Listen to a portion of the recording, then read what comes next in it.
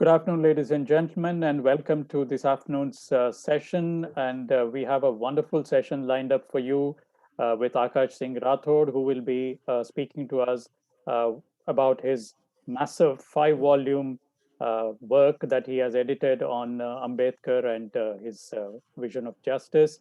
Very quickly to introduce Aakash Singh Rathore to you, Aakash is a philosopher of international repute, and he's also the series editor of Rethinking India, which again runs into 14 volumes. So, as you can see, Akash is a long distance runner. And he is the author of Ambedkar's Preamble, A Secret History of the Constitution of India, which has also come out in 2020, and B.R. Ambedkar biography, which is forthcoming. He has taught at JNU, University of Delhi, Rutgers, Penn, Toronto, Humboldt, Berlin, and in Rome. And he's also, interestingly, India's #3 Ironman triathlete and a social media influencer. His blog is very interestingly titled "Mind and Muscle," because I think that in a way summarizes Akash, both the mind and the muscle. And it has nearly 1.5 lakh followers, and his YouTube channel has more than 2 lakh views. So, Akash, we are delighted that you have been able to join us this afternoon.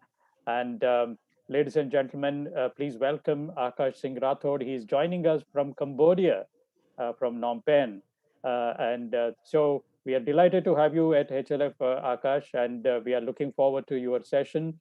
And I'll leave you with this session now, and I'll rejoin you after 35 minutes or so that in the last 10 minutes, we can take questions from the audience. And ladies and gentlemen, Akash Singh will give us a talk on his 5-volume work on B.R. Ambedkar. So over to you, Akash, and we are looking forward to your session. Thank you. Oh, thank you so much, Vijay, and thanks for the invitation to speak. Now I'm speaking on a heavy topic on justice, and this is a literary festival.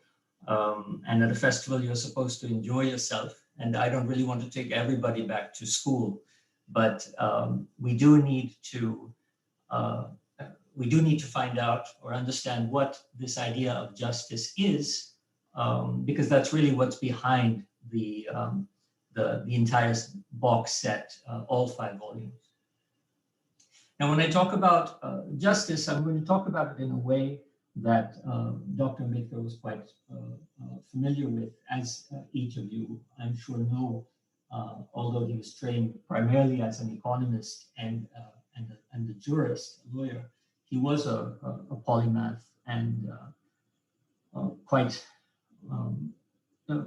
not just competent, but expert in the field of political philosophy and jurisprudence, and then later in life extended into history, historiography, religious studies, and so on, all in addition to his work on the Constitution and the other aspects by which we know him, of course, as chairman of the drafting committee of the Constitution. So what is it? What is justice, and why is it so important for Dr. Ambedkar, and why is it so important for all of us who put together this 5-volume sort of grand collection of writings on Ambedkar's idea of justice and applying Ambedkar's idea of justice to contemporary issues? And here's the part where we do have to go a little bit back to school, because when we think about justice in the Indian context, we tend to think of it through the lens of the long history of the Dharma Sutras from about the 3rd or 4th century BC, which speak on the nature of law, politics, and of course, justice, the idea of how to establish a just state, Dharmastan, as it was called, the seat of justice, and how to qualify yourself as a follower of justice, Nyayavad, and so on. So this long history of justice in India evolved over time, but there's a certain consistency to it, especially in the first 1,000 years of the Common Era. And that consistency has spilled over into our social life. So while the ideas, the juridical ideas, or the legal ideas from the Dharma Sutras never really crept into our contemporary institutions, they have certainly seeped into our social and cultural way of life.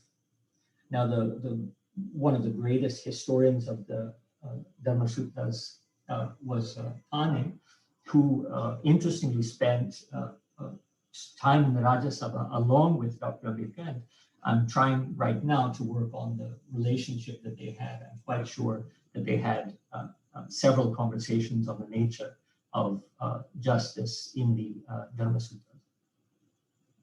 But if we talk about our contemporary institutions, our modern institutions of justice and politics, law, this has actually a very different legacy, and it's one left behind by the British through means of their own traditions, going back to Greco-Roman conceptions of law, indeed where we get this word justice itself, justitia, from Latin.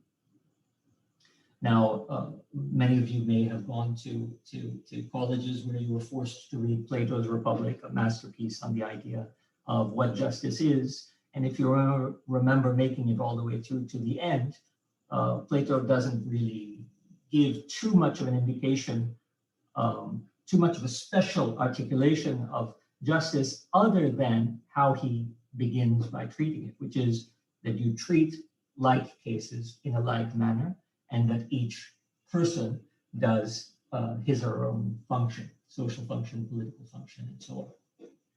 So this basic idea of treating like cases in a like way, treating people according to their natures, slowly evolved into Roman conception of law, where we get many of our contemporary ideas of justice. You may have been following a little bit of this ordeal of President Trump in his last days when he was considering pardoning himself in a preemptive manner. Why he didn't do it? Well, there are many reasons he didn't do it, but one of them is, of course, because one of the basic principles of natural justice that we get from this period of the Roman conception of justice is that you can't be a judge in your own case. No one can be a judge in their own case. Other aspects of natural justice that have crept into the way we think about justice today include, for example, habeas corpus, that the body should be produced in court, that you should be able to face your accusers, that judgments should be laid down in writing, what we call speaking orders, so that you know why a judge or judges came to the decision that they came to. So in each of these cases, what was consolidating in this era of Rome was, in some ways, the creation of a process, what we call due process. So what we have then are two very competing visions, in a certain sense, in our social situation that we get from a lot of the cultural ideas in the Dharma Sutras, and then this due process sense that through the British we got from the Romans. And what we find is, in some way, a certain clash. Now, we've talked a little bit about our social attitudes and where they come from, a little bit about due process and where that comes from. And let me just try to bring it together now. It comes together very clearly in the preamble to the Indian Constitution. So all of you, I'm sure, know most of the words of the preamble. It begins with "we the people," and the idea, the objective of constituting the Republic, which we're about to celebrate day after tomorrow, constituting the Republic in order to achieve a certain end. And the end, which is articulated first, is to secure to all citizens justice, social, economic, and political.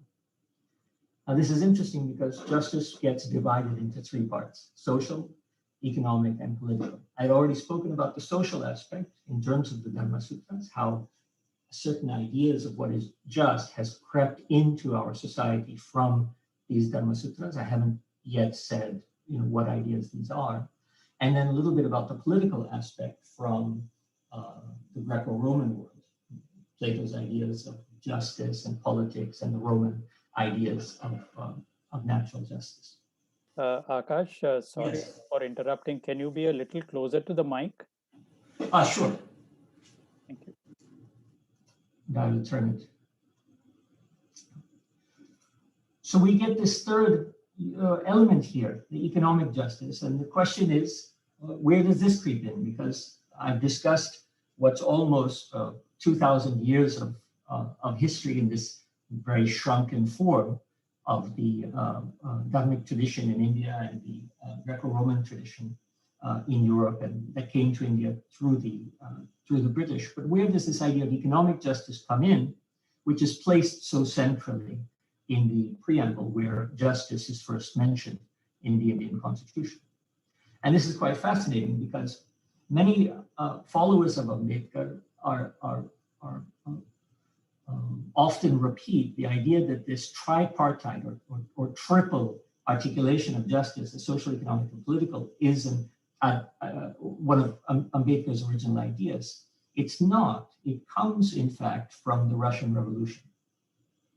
What we get in the preamble restating this triple nature of justice, a social, economic, and political, is a kind of tipping of the hat to the Russian Revolution, which was, of course, a revolution that was fundamentally triggered towards egalitarianism and premised on the idea that unless and until you have a certain economic fairness, economic equity, you have no possibility for enjoying the fruits of other sorts of justice. So what good is political justice? What good is it to be told that you have the right to redress your government for your grievances if you're completely destitute and incapable? So this idea that you need a certain economic platform that is a precondition for being able to enjoy other forms of justice, like political justice, is an idea that we get from this egalitarian movement that was captured in the Russian Revolution. And what's fascinating is, in the preamble, we get this statement, justice, social, economic, and political. And by recognizing that, we see that the preamble to the Indian Constitution, which was authored by Ambedkar for this very specific purpose, is beginning to capture a certain revolutionary movement, certain revolutionary attitude. And there are, in fact, 3 revolutions captured in the preamble. So if the first is the Russian Revolution, which we see there, the second is, of course, the next few statements after securing justice, and that's the repetition of this other trinity, liberty, equality, and fraternity. That's, of course, hearkening back to the French Revolution. Now, the French Revolution, very much opposite to the Russian Revolution, was more a libertarian revolution. Any of you leftists out there know Marx's critique of the French Revolution as a bourgeois revolution, because it was more preoccupied with the liberal or libertarian freedoms of the middle classes, the bourgeoisie, than it was, like the Russian Revolution, interested in establishing egalitarianism amongst all classes.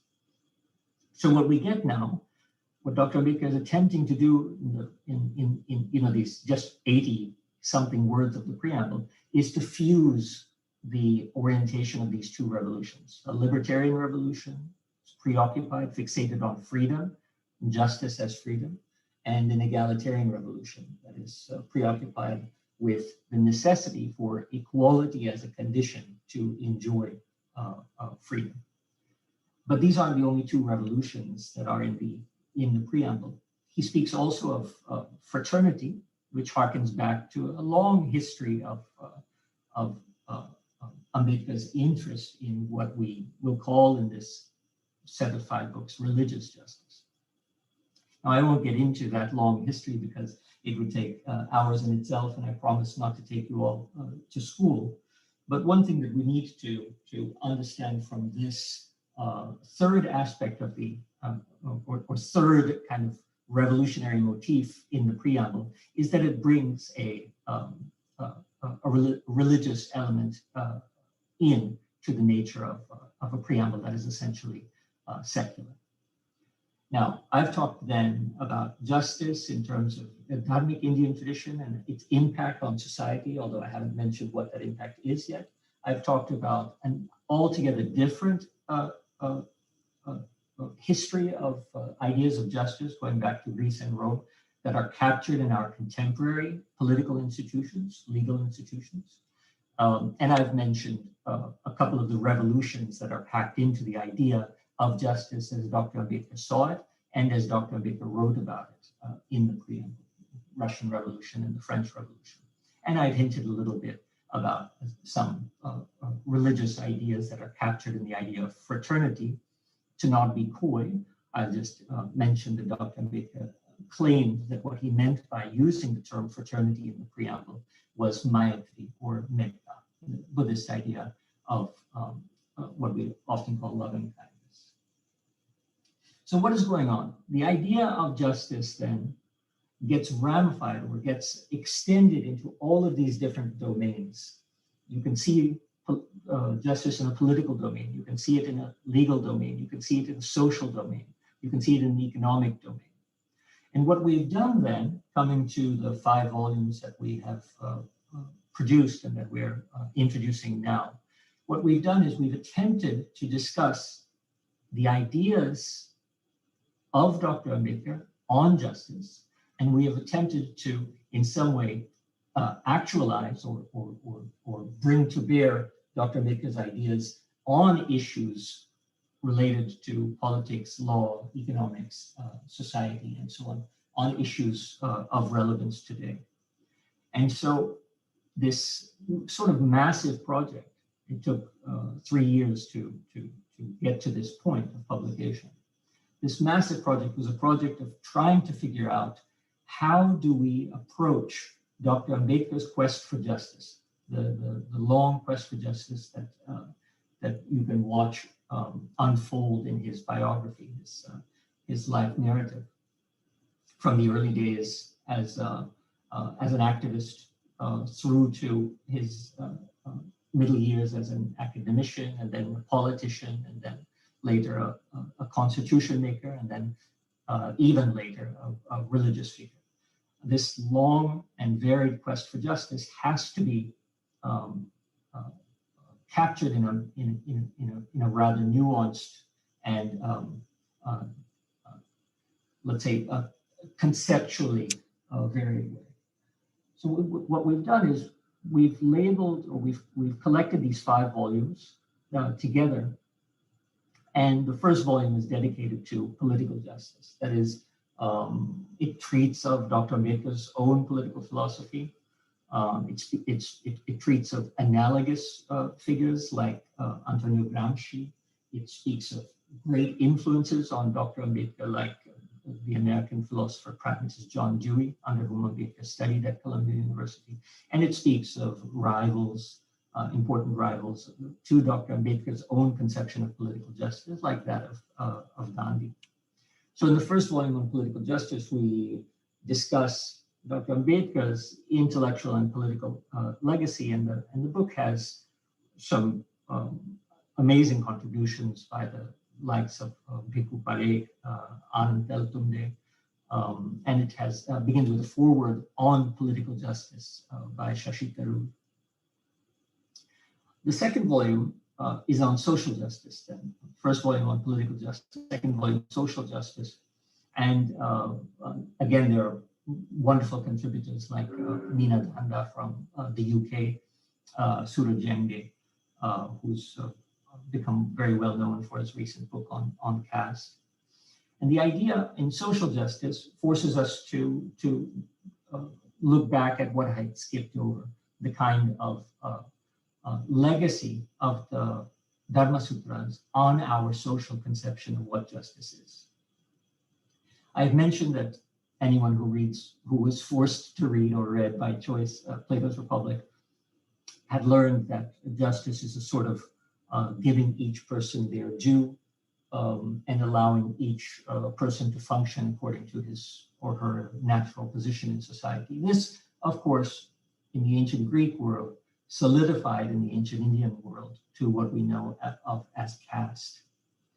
The problem is that when we talk about caste, it's very difficult to maintain a coherent sense or conception of justice. If justice is to treat equal situations in equal ways, if it's to treat like cases in a like manner, if it is to be fair and equitable to all, irrespective of arbitrary distinctions, what we find with caste are a number of justifications for differential treatment, to treat people in different ways and to count that differential treatment as justice. And indeed, when you read many of the Dharma Sutras, especially the more the later sutras and shastras culminating, for example, in the Manusmriti, what you find is that the idea of justice requires treating similar cases in different ways according to caste. And what we get there then is in some way a total violation of our contemporary conception of justice. And of course, the very conception that Dr. Ambedkar fought his entire life to annihilate and overcome. So our volume on social justice then attempts to challenge our social stratifications and the injustices that are consequent to these social stratifications, and to substitute them with a sense of social justice that demands equitable and egalitarian treatment.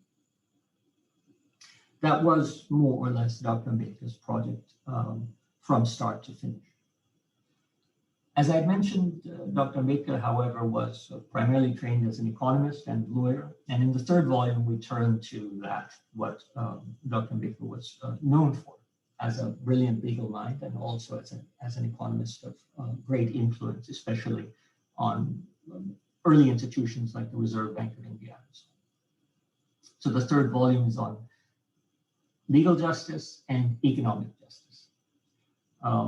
In the legal justice section, we have brilliant legal minds like Upendra Bakshi writing, very creative jurists like Arvind Ryan from the Alternative Law Forum. And the topics we cover are things like constitutional morality and reform of the judicial system in India today. And then in the economic justice section, the idea is to bring together a number of economists who in some way operationalize Dr. Ambedkar's economic methodology and address it in both macroeconomic senses and microeconomic particular studies. So you can see this project is very big. We've talked about political justice, social justice, legal justice, economic justice. The fourth volume is something that I'm really very excited about because I'm pretty confident that nothing like this has ever appeared before. The fourth volume is on gender justice and racial justice. So what we do in the fourth volume is we basically try to read Ambedkar as a feminist. We discuss intersectional issues. So we had already spoken in social justice about caste, injustice in caste. And in the fourth volume on gender justice, we speak about the intersection of caste, class, and gender, and the kinds of peculiar injustices that are forced at this intersection. The second part of the fourth volume is on racial justice. So here, once again, like the gender justice, I think this is completely unique. As I had mentioned, Dr. Ambedkar studied under John Dewey, that was at Columbia University in New York, in the very early part of the 20th century, at a time when, just prior to the Harlem Renaissance in New York City. And while Dr. Ambedkar was in New York, he became familiar with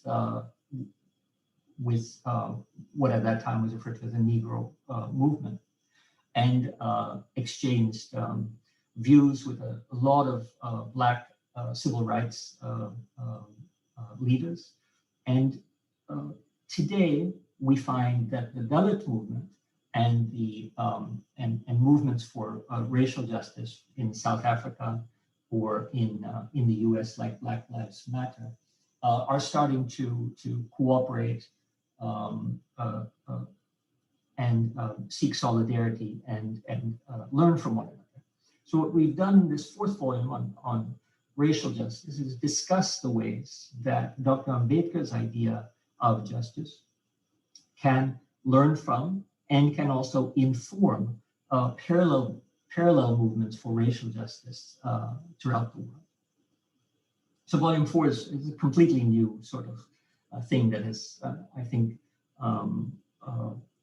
its time has come to collect the thoughts of Ambedkar on global issues such as race, while also helping Ambedkarites in India collaborate and gain solidarity with other social movements around the world.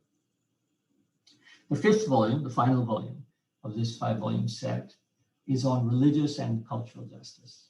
And here, of course, we deal with very controversial subjects like conversion. We try to understand Dr. Ambedkar's new Buddhism or Navayan Buddhism in terms of liberation theology and analogize it to other social and political religious movements around the world, like in Latin America, where liberation theology arose. And then in the final section, cultural justice, we deal with culture, mythology, ideology, and a very, very important closing essay about Ambedkarism in academic spaces today, especially the problems faced by Dalit and Ambedkarite scholars in Indian universities. And so here we have it, an absolutely massive work, which I very much hope you'll have a look at and let me know your feedback, because as tired as I am after doing this for 3 years, there's actually still more to come. This volume had this set had around 70 contributors through the 5 volumes. If you include those who authored pieces and then some extraordinary forewords that have been written, for example, by Kanchai Laya for the Religious Justice volume, the 5th volume. But the actual idea for this set of books came from an Ambedkar International Conference held in Bangalore in 2017, where we had brought together, thanks to the government of Karnataka at the time, where we had brought together about, I think, 350 speakers, scholars of Ambedkar and related issues, for example, activists, politicians, policymakers, and academics from around the world who worked on justice in various forms, civil rights, social justice, and so on. And out of those 350 talks that were given, only about 70 were selected to be represented in these 5 volumes. So we're going to, in fact, continue on with this work. And for that reason, if you do have a chance to have a look at this set of 5, I would really like to know what you think and how we should move forward. Okay, so I think that was about 35 minutes, and I'm looking forward to questions about the set, about the volumes. You have another 10 minutes if you want to say. Yeah. I mean, if we have questions, I would like it to be interactive, because I have this this academic orientation that I don't want to bore people. But there is one thing that, given a little more time, I can introduce that third revolutionary element. That please do. You do have another 7 to 8 minutes. Okay, so then we can just wrap it up like this, because I think this is another thing that we find in these volumes that we have yet to find in any other work that attempts to interpret Dr. Ambedkar's massive writings in an expository manner. That is, I had mentioned the references to the French Revolution, this kind of revolution for freedom and liberty, the references to the Russian Revolution, this revolution for equality, which of course turned out to crush liberty in its actual 20th century history. When Dr. Ambedkar mentions the possibility of the realization of justice, he does point out that for justice to be realized in India, it's never going to be a question of inspiration from revolutions abroad, the Russian Revolution, French Revolution. And the tensions that arise and will always arise in a plural state like India, where people seek different conceptions of economic justice, for example, on the left and the right. People have differing views on gender justice or religious justice, different views on conversion. The only way that we are ever going to lay the conditions for a just India is if we are to operationalize a third sort of revolutionary inspiration. And as I had mentioned, that's why Dr. Ambedkar introduced the idea of fraternity in the preamble. Now, when Dr. Ambedkar introduced the idea of fraternity, he was hinting towards Maitri or Metta, and the notion that Ambedkar becomes more and more convinced of, especially in the 1950s, 1954, 55, and 56, is that the quest for political justice, economic justice, social justice is never going to be viable without a reorientation of Indians' basic consciousness and the way that they treat one another in the social and political and economic arena. And what he had argued was that there's a necessary condition, and the necessary condition is to treat one another with fraternity. Now, the interesting thing is that when you look in the history of writings about politics, you'll find hundreds and thousands of books about liberty and freedom. You'll find hundreds and thousands of books about equality, and you'll find hundreds and thousands of books about justice, but you will not find any about the idea of fraternity. So Ambedkar's sort of late 50s closing thoughts on how to achieve justice in India in all of its diverse realms culminated in the idea that all of our orientation needs to turn towards Maitri, turn towards fraternity.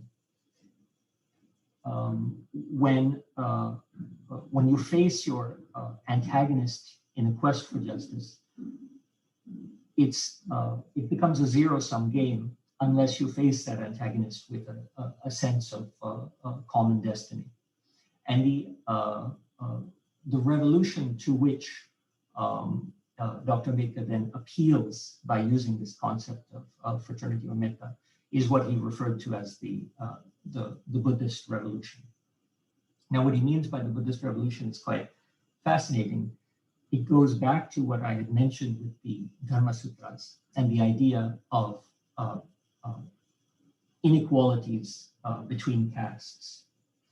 So Ambedkar, in the very last stage of his life, after writing several books, must have been 22 books, 8 of them published, working so hard on the Constitution, drafting the Hindu Code Bill.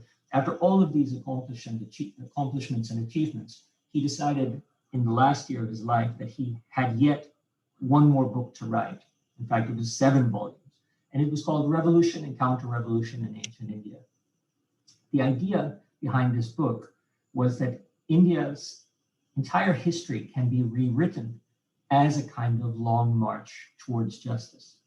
And that long march towards justice begins not with French or American ideas of liberty, and not with Russian ideas of forced egalitarianism. But it begins 2 millennia back in India's history, when the Buddha encountered an Aryan society that was profoundly inegalitarian and hierarchical. And Dr. Ambedkar, in this unpublished book, Revolution and Counter-Revolution, argues that the Buddha's early movement was not a religious movement as much as it was a social movement, in fact, a social justice movement. And the evidence that he finds in the early Pali canon is the way that the Buddha would bring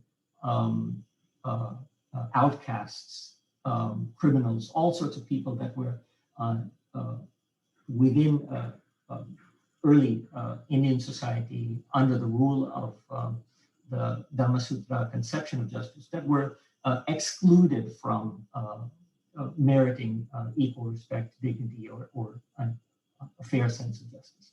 So the Buddha would include such excluded members into the Sangha.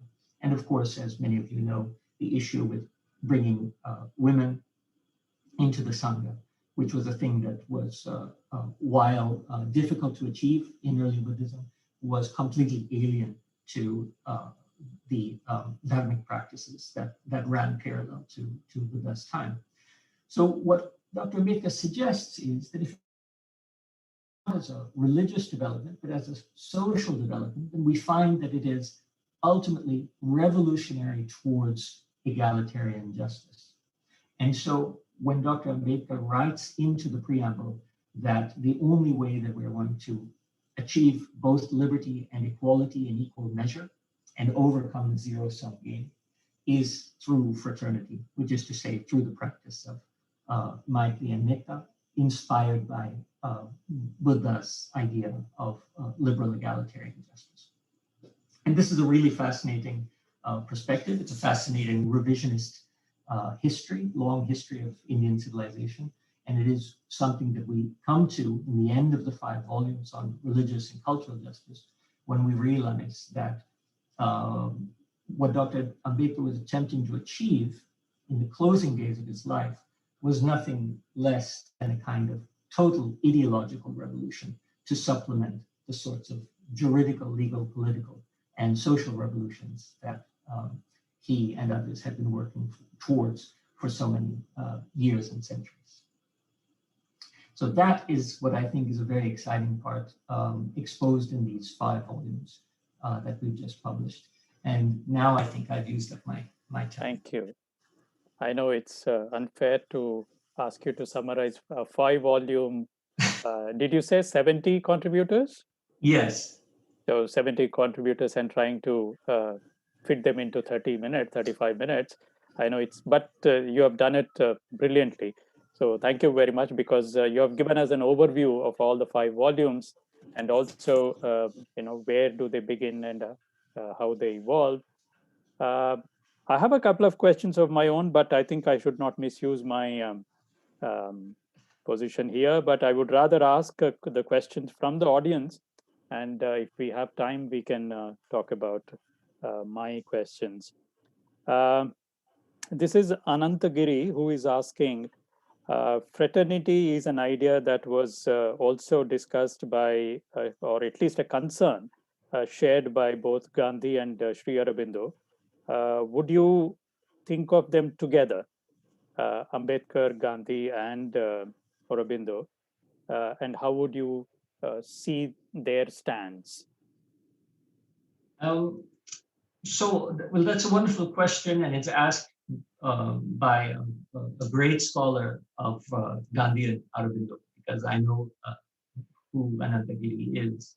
And I wouldn't dare to begin to speak about either Gandhi and Aurobindo in definitive terms in front of Anantagiri.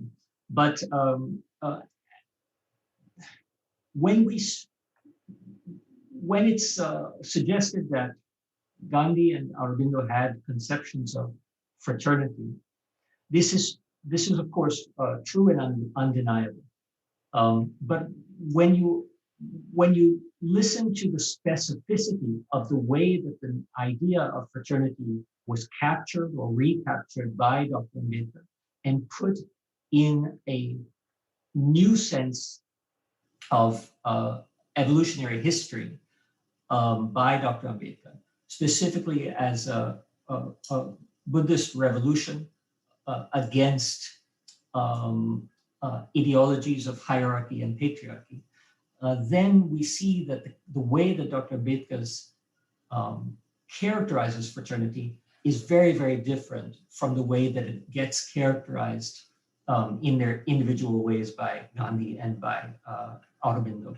So I know that Anantagiri, for example, is very keen and eager and capable of uniting these visions in the three persons of whom he speaks. But I myself have been struggling for many, many years to keep their differences in prominence, their differences in view, because to assimilate one to the other, I think does a bit of injustice to each. Yeah, the issue that you brought out, that there are several hundred volumes on liberty and equality, but not really much about fraternity. And if I remember, the last speech that Ambedkar gave in the Constituent Assembly, also he highlights that point, that India is still a country and it is not yet a nation, because although we are going to get freedom and liberty, right? India is still not a society which has fraternity, and therefore, he says we still are just a country and not yet a nation. So I Yes. think that notion of fraternity, or the missing fraternity in India, is something that really engaged Ambedkar's mind.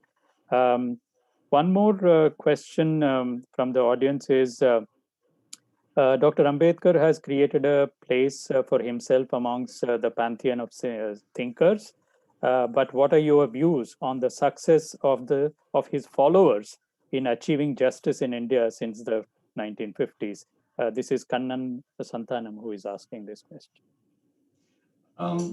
So, well, let me turn this question around, because the question, as anyone knows, is something of a quagmire.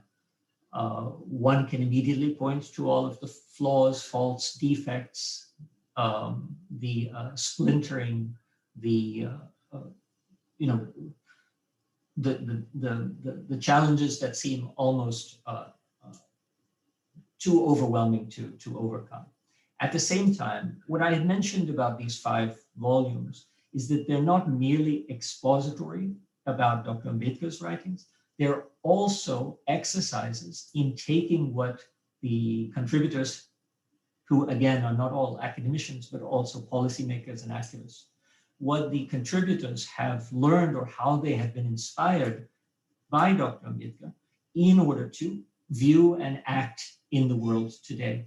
So in other words, Dr. Ambedkar's legacy cannot just be captured in, for example, the splintering of the RPI into its 50 factions and the kind of appropriation of Dalit leaders into right and left wing parties that more or less tokenize them and turn them into puppets. These are issues, but we can't reduce the legacy of Ambedkar, because the legacy of Ambedkar is continuing. It's continuing onwards, and it's moving beyond India into the world at large. So I had mentioned the Racial Justice volume 4. Here we see scholars, African American and South African and Black scholars, all reading and relying on Dr. Ambedkar's egalitarian and revolutionary vision in order to address the peculiar circumstances of colorism and racial injustice in South Africa and the United States. So I just would caution about assuming that the legacy of Dr. Ambedkar is signed and sealed and captured in the failure of RPI or something like that. The legacy of Dr. Ambedkar is is in the process of growing even now. And this set of 5 volumes is in some way a new page of that legacy. Yeah, since you spoke about legacy, the question is one of uh, in a way who inherits this legacy?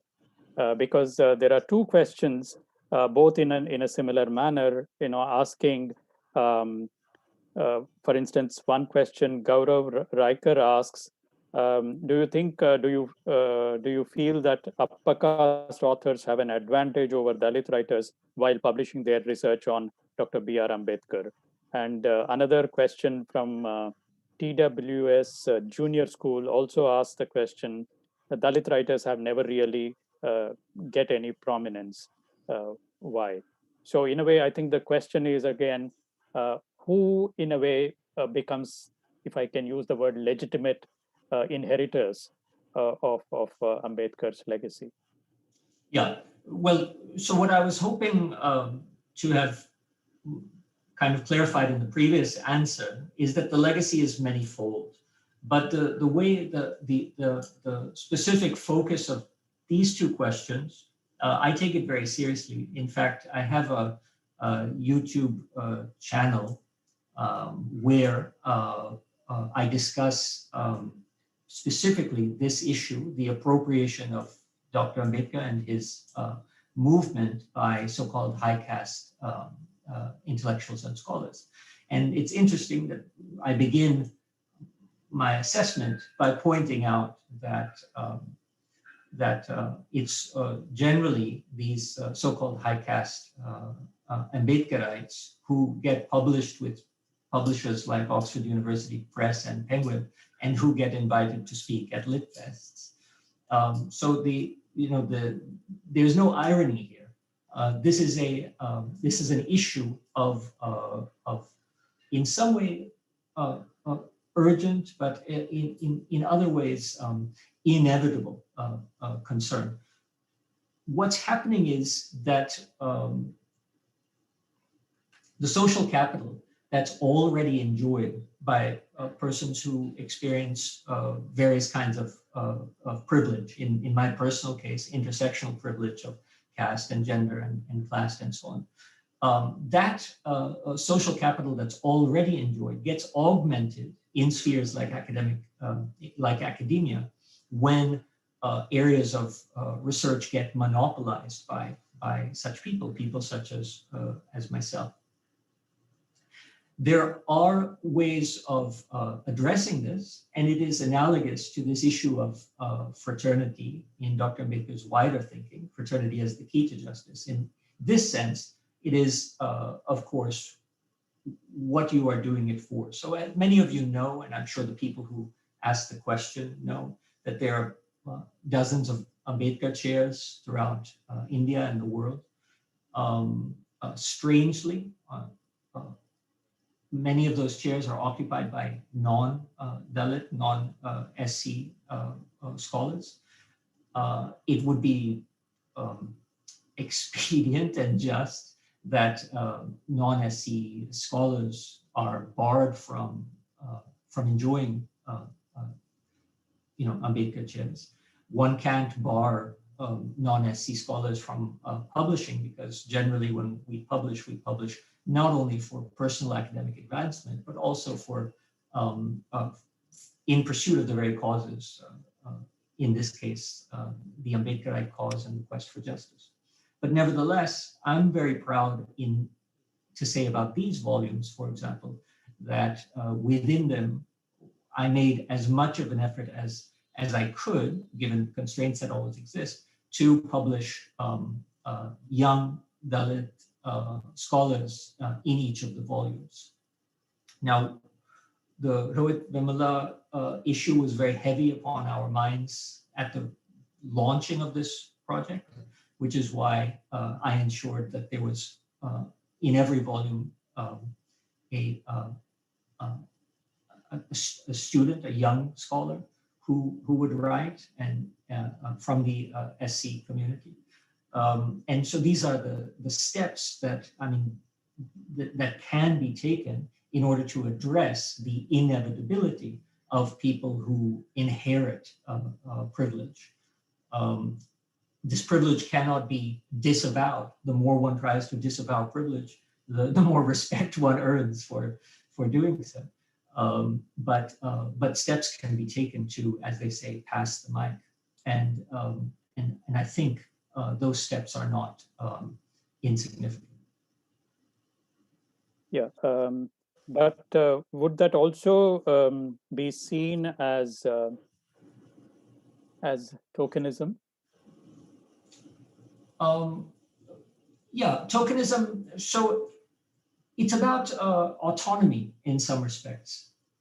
When let me just put it in a very different historical process. So in the United States, I'm a little obsessed with this Trump issue that's just had. You remember maybe from a few presidents ago, George Bush, the one who started the younger one, was a notorious racist. And in Texas, as governor, had executed so many Black people who were on death row and so on. And when he became president, it was necessary for optics for him to appoint Black people to prominent positions. And what he had done was appointed, I think it was Condoleezza Rice and Colin Powell, to positions such as Secretary of State or National Security Advisor, positions that no Black American had ever occupied before. It was tokenism. And yet, when you look at what happened after his presidency with the election of Obama, one has to realize that the achievements by people such as Obama were only made possible by the American public seeing Black Americans in such prominent positions, even though it was done through tokenism. So I'm not praising tokenism by any stretch of the imagination. One has to understand this dialectically. So first, steps have to be made. So I'm the editor of these 5 volumes. I take steps to bring as many Dalit and young scholars in as possible. And next, one hopes that my role withers away in some respect, and these Dalit scholars then take the lead. So whether you want to call it tokenism or not, that's a pertinent question, but one has to look at its effects and one has to assess it in some way dialectically. Whether or not it's tokenism, the result 5-10 years from now is going to be that there are going to be 5 young Dalit scholars who are going to be in a position to bring out these volumes with these publishers and speak at events such as this as a consequence. You spoke about the third revolution, that the Buddhist revolution that Ambedkar visualized. What is your kind of understanding of how frustrated or how happy was Ambedkar about his own success? Because that's also in a way connected to another question which Hans Jürgen is asking. What is the current government's interpretation of the 3 types of justice that you mentioned? Yeah, it's interesting that Hans has brought up the current government, and in line with your question regarding Dr. Ambedkar's own attitude about his successes or lack thereof, because one of the greatest Ambedkar scholars and a great man in general, Anand Teltumbde, who the current government has imprisoned for what seems to be nothing more than the thoughts inside of his head and the books on his bookshelf, all because of a sense of defeat and failure. It is, in some respects, a next step after the recognition of what he had, in fact, achieved. We can debate about this, but I think the proper way of seeing Dr. Ambedkar's own understanding of his failures and achievements is, very beautifully he had said on the eve of conversion to the Western, the head of the Western Buddhist order, Sangharakshita. He was very weak at the time of conversion, and he asked Sangharakshita to come and listen to what he had to say, and he whispered into his ears. And this is, just a few days before Dr. Ambedkar dies. There is so much work to be done. Yeah. So the last words of Dr. Ambedkar to the man to whom he had entrusted were, enormous, and he understood how much work remained to be done. Yeah, thank you so much, Akash. I lost you for a couple of minutes because there was an internet problem, but I'm sure our audience got you. And therefore, on behalf of all our audience and ourselves, thank you very much for joining us this afternoon and giving us an overview of the massive work that you have brought out. And I'm sure that our audience would also be looking at those volumes. And the latest of which, as I said, ladies and gentlemen, came out very recently. So please do look at the